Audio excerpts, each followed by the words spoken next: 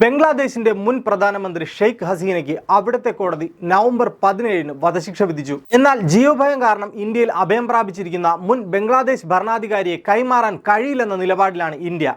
ഷെയ്ഖ് ഹസീന ഇന്ത്യയിൽ അഭയം തേടുന്നത് ഇത് ആദ്യമായല്ല. കഥ തുടങ്ങുന്നത് 1975-ലാണ്. ബംഗ്ലാദേശിന് അന്ന് ചോരയുടെ മണമായിരുന്നു. സൈനിക അട്ടിമറിയുടെ കൊടുങ്കാറ്റ് ആഞ്ഞടിച്ച് വീശിയപ്പോൾ രാഷ്ട്രപിതാവ് ഷെയ്ഖ് മുജീബുർ റഹ്മാനും കുടുംബാംഗങ്ങളും പോലും അതിദാരുണമായി കൊല്ലപ്പെട്ടു. ആ ഭീകര നിമിഷങ്ങളിൽ വിദേശത്തായിരുന്ന അദ്ദേഹത്തിന്റെ മകൾ ഹസീനയും അവരുടെ സഹോദരിയും ജീവനം കൊണ്ട് ഓടിയൊളിക്കാൻ ഒരിടം നേടി. അവർക്ക് മുന്നിൽ വാതിലുകൾ മുഴുവൻ അടഞ്ഞപ്പോൾ ഇന്ത്യ വാതിൽ തുറന്നു. അവിടെ രാജകുമാരിയായി ജീവിച്ചിരുന്ന ഹസീന ഇവിടെ 6 വർഷത്തോളം ഒരു സാധാരണക്കാരിയായി ജീവിച്ചു.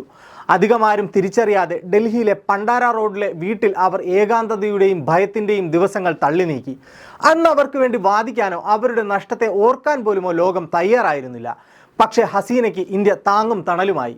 പ്രധാനമന്ത്രി ഇന്ദിരാഗാന്ധിയുടെ സംരക്ഷണത്തിൽ ഇന്ത്യയിൽ കഴിഞ്ഞതിൻ്റെ കരുത്തുമായി 6 വർഷത്തെ പ്രവാസ ജീവിതത്തിനു ശേഷം ഹസീന ശക്തയായി തിരികെ പോയി. ജനാധിപത്യപരമായ പോരാട്ടങ്ങളിലൂടെ ഷെയ്ഖ് ഹസീന ബംഗ്ലാദേശിന്റെ പ്രധാനമന്ത്രിയായി. ചരിത്രം വീണ്ടും ആവർത്തിച്ചു. 2024-ൽ വീണ്ടും രാജ്യത്ത് രാഷ്ട്രീയ പ്രതിസന്ധിയുണ്ടായി. ലോകത്തിലെ ഏത് രാജ്യത്തേക്ക് പോകാൻ സാധിക്കുമായിരുന്നിട്ടും അവർ രണ്ടാമതും അഭയം തേടി ഇന്ത്യയുടെ മണ്ണിലെത്തി. അത് നന്മയുള്ള ഒരു നാടിന്മേലുള്ള അവരുടെ വിശ്വാസമായിരുന്നു. ഇത് ആദ്യമായല്ല പിറന്ന നാട്ടിൽ നിന്നും വേറിട്ട് ഇന്ത്യയിലേക്ക് എത്തുന്ന പ്രമുഖർക്ക് ഇന്ത്യ അഭയം നൽകുന്നത്. ആരെയും നിരാശരാക്കാതെ ഇന്ത്യയുടെ മടിത്തട്ടിൽ അവർക്ക് സംരക്ഷണം നൽകിയ അനവധി സംഭവങ്ങളുണ്ട് നമ്മുടെ ചരിത്രത്തിൽ. ഈ മണ്ണിൽ കാലുകുത്തിയ ഓരോ പ്രവാസിക്കും നമ്മൾ നൽകിയത് കേവലം അഭയം മാത്രമല്ല, രണ്ടാം ജന്മം കൂടിയാണ്, സ്വാതന്ത്ര്യത്തിൻ്റെ പ്രകാശമാണ്. നമുക്ക് ആ കഥകളിലൂടെ ഒന്ന് സഞ്ചരിക്കാം. അടുത്ത കഥ തുടങ്ങുന്നത് 1959-ൽ ഇന്ത്യയുടെ വടക്കേ അതിർത്തിയിലാണ്. ടിബറ്റിന്റെ ആത്മീയ പ്രകാശമായിരുന്ന 14ാമത് ദലൈലാമ ടെൻസിംഗ് ഗ്യാറ്റ്സോയ്ക്ക് അന്ന് പ്രായം 24.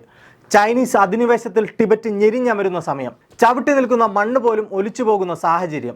ചൈനീസ് ഡ്രാഗൺ ടിബറ്റിനെ വരിഞ്ഞു മുറുക്കി. ലോകം മുഴുവൻ കൈയൊഴിഞ്ഞപ്പോഴും ലാമയ്ക്കും സംഘത്തിനും ടിബറ്റൻ സാംസ്കാരിക മൂല്യങ്ങൾ നിലനിർത്തിക്കൊണ്ട് അന്തസ്സോടെ ജീവിക്കാൻ ഒരിടം നൽകാൻ കരുത്തേറിയ ഒരു അയൽരാജ്യമുണ്ടായിരുന്നു ഇന്ത്യ. അരുണാചൽ പ്രദേശിലെ മലയിടുക്കുകളിലൂടെ അതിർത്തി കടന്നെത്തിയ ദലൈലാമയ്ക്ക് പ്രധാനമന്ത്രി ജവഹർലാൽ നെഹ്റു ഇന്ത്യയുടെ കാരുണ്യവും കരുതലും എന്തെന്ന് കാട്ടിക്കൊടുത്തു. ചൈനയുമായുള്ള സൗഹൃദം വഷളാകുമെന്ന ഭീഷണി ഉണ്ടായിട്ടും മനുഷ്യത്വത്തിന് വില നൽകിയ ഇന്ത്യൻ നീക്കം. ഇന്ത്യ അദ്ദേഹത്തിന് അഭയം നൽകി. ഹിമാചൽ പ്രദേശിലെ ധർമ്മശാല ഇന്ന് ലോകത്തിന് മുന്നിൽ ഒരു ചെറിയ ടിബറ്റായി തലയുയർത്തി നിൽക്കുന്നു. ദലൈലാമയ്ക്ക് പിന്നാലെ 1.5 ലക്ഷത്തോളം ടിബറ്റൻ ജനത ഇന്ത്യയിലേക്ക് ഒഴുകിയെത്തി. അവരുടെ ആചാരങ്ങളും വിശ്വാസങ്ങളും എല്ലാമായി അവർക്ക് തങ്ങാനൊരിടം നൽകി ഇന്ത്യ. ഇന്നും 6 പതിറ്റാണ്ടിന് ശേഷവും ധർമ്മശാലയിൽ അവർക്ക് വിദ്യാഭ്യാസം, സാംസ്കാരിക സ്വാതന്ത്ര്യം എല്ലാം നൽകി ഇന്ത്യ അവരെ സംരക്ഷിക്കുന്നു. നമ്മൾ അവർക്ക് നൽകിയത് ആത്മാഭിമാനത്തോടെയുള്ള ഒരു ജീവിതമാണ്. സമാനമായ സാഹചര്യങ്ങളിൽ അകപ്പെട്ട് ജീവൻ കാക്കാൻ നെട്ടോട്ടമോടിയ നിരവധി നേതാക്കൾക്ക് ഇന്ത്യ രക്ഷാകവചമായിട്ടുണ്ട്. രാഷ്ട്രീയമായി എതിർക്കുന്ന രാജ്യത്തിലെ പ്രമുഖ നേതാക്കൾക്ക് പോലും ജീവൻ ഭീഷണിയാകുമ്പോൾ ഇന്ത്യ അഭയം നൽകി. അതൊന്നും കേവലം ഒരു രാഷ്ട്രീയ തീരുമാനമായിരുന്നില്ല.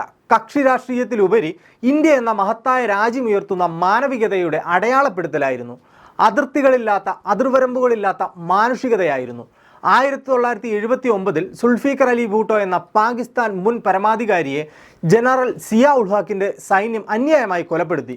സൈനിക ഭരണകൂടത്തിന്റെ വേട്ടയാടലും രാഷ്ട്രീയപരമായ ഭീഷണികളും കാരണം അദ്ദേഹത്തിന്റെ കുടുംബത്തിന് സ്വന്തം രാജ്യം വിട്ട് പ്രവാസ ജീവിതം നയിക്കേണ്ടി വന്നു. അങ്ങനെ അദ്ദേഹത്തിന്റെ മകൾ ബനസീർ ഭൂട്ടോ രാഷ്ട്രീയ പ്രവാസത്തിലേക്ക് കടന്നു. 1984-ൽ അവർ ബ്രിട്ടനിലേക്ക് പോവുകയും അവിടെ പ്രവാസ ജീവിതം നയിക്കുകയും ചെയ്തു. പിന്നീടുള്ള വർഷങ്ങളിൽ അവർക്ക് സുരക്ഷിതമായി രാഷ്ട്രീയ പ്രവർത്തനങ്ങൾ ഏകോപിപ്പിക്കാനും അന്താരാഷ്ട്ര പിന്തുണ നേടാനും ഇന്ത്യ ഒരു പ്രധാന കേന്ദ്രമായി നിലകൊണ്ടു. ഈ കാലയളവിൽ ഇന്ത്യ ഭരിച്ചിരുന്നത് പ്രധാനമന്ത്രി രാജീവ് ഗാന്ധി ആയിരുന്നു. പാകിസ്ഥാനുമായി രാഷ്ട്രീയ പ്രശ്നങ്ങൾ ഉണ്ടായിരുന്നിട്ടും അവർ ബനസീറിന് ഇന്ത്യയിൽ തങ്ങാനുള്ള സൗകര്യം നൽകി. 1994-ൽ ബംഗ്ലാദേശി എഴുത്തുകാരിയായ തസ്ലീമ നസ്രിൻ സ്വന്തം രാജ്യത്ത് മത തീവ്രവാദികളുടെ വധഭീഷണി നേരിട്ടപ്പോൾ ലോകത്ത് അഭയം തേടി അലഞ്ഞു. ആവിഷ്കാര സ്വാതന്ത്ര്യത്തിനു വേണ്ടി പോരാടുന്ന ആ എഴുത്തുകാരിക്ക് ഇന്ത്യ സംരക്ഷണം നൽകി. ഇന്നും ഭീഷണികൾ നിലനിൽക്കുമ്പോഴും ഇന്ത്യ തസ്ലീമ നസ്രിന് കരുതലോടെ ചേർത്ത് പിടിച്ചിരിക്കുന്നു. ഇത് കേവലം 1-2 രാജ്യങ്ങളുടെ മാത്രം കഥയല്ല. സ്വാതന്ത്ര്യത്തിനായി കേഴുന്ന മനുഷ്യരെ എന്നും ചേർത്ത് പിടിച്ചിട്ടുള്ള ഭൂമികയാണ് ഇന്ത്യയുടേത്. നമ്മുടെ തെക്കൻ അയൽ രാജ്യങ്ങളായ ശ്രീലങ്ക, മാലദ്വീപ് എന്നിവിടങ്ങളിൽ മനുഷ്യാവകാശങ്ങൾ ലംഘിക്കപ്പെട്ട മനുഷ്യർക്കും ഇന്ത്യ ചവിട്ടി നിൽക്കാൻ മണ്ണു നൽകി. ശ്രീലങ്കൻ ആഭ്യന്തര യുദ്ധം കത്തി നിന്ന സമയം തമിഴ് രാഷ്ട്രീയ നേതാവായിരുന്ന അണ്ണാമലൈ വരദരാജ പെരുമാൾ LTTEയുടെ വധഭീഷണിയാൽ പിറന്ന നാട്ടിൽ നിന്നും ഒളിച്ചോടേണ്ടി വന്ന ദുരവസ്ഥയിലെത്തി.